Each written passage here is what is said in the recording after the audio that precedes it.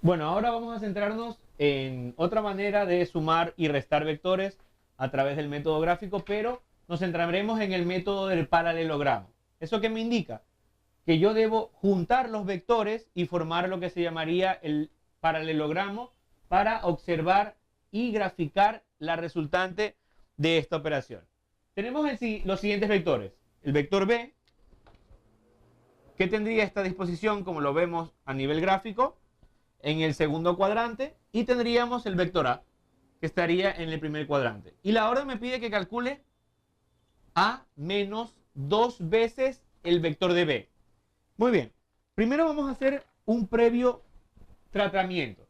Me indica que debo restar el doble de B. B es un vector que está en el segundo cuadrante. Como hay un negativo, a nivel teórico eso me indica que yo debo cambiar el sentido del vector, es decir, ahora será un vector que va a ir al cuarto cuadrante, y no solo eso, sino que tengo que determinar el doble de ese vector. Vamos a hacerlo gráficamente.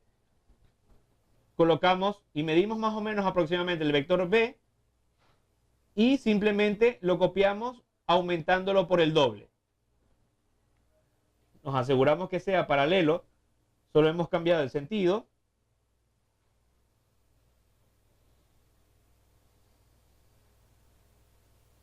Aproximadamente sería así, digamos. Este vector sería menos 2 veces el vector B. Muy bien. Una vez hecho el pretratamiento para conseguir que generemos el doble del vector negativo, cambiándolo de sentido, comprobemos que sería 180 grados con respecto al vector B. Y ahora a través del método del paralelogramo yo debo definir cuál es la resultante. Lo que yo debo hacer es, con escuadra y cartabón, lanzar una paralela, que tendría el vector 2 veces B y pegarlo en la punta de A. Aproximadamente daría un vector algo parecido a este.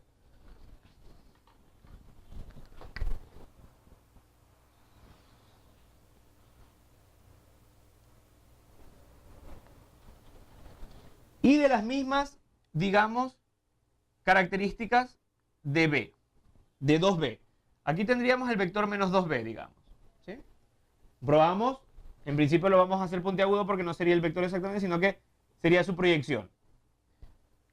Muy bien, el método de paralelogramo me indica que debo lanzar una paralela desde, digamos, con la medida de 2B y pegarla justo en la medida que está en la punta de A. Y hago lo mismo con A.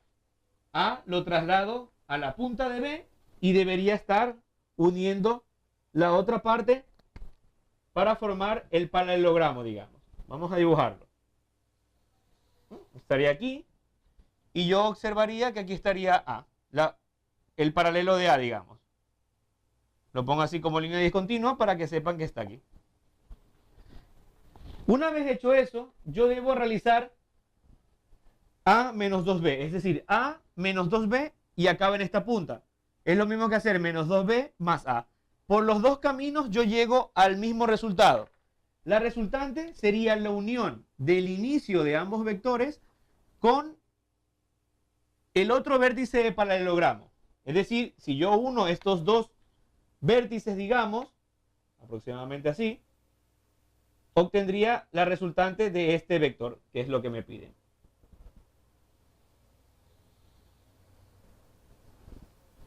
Muy bien, tendríamos exactamente este resultado.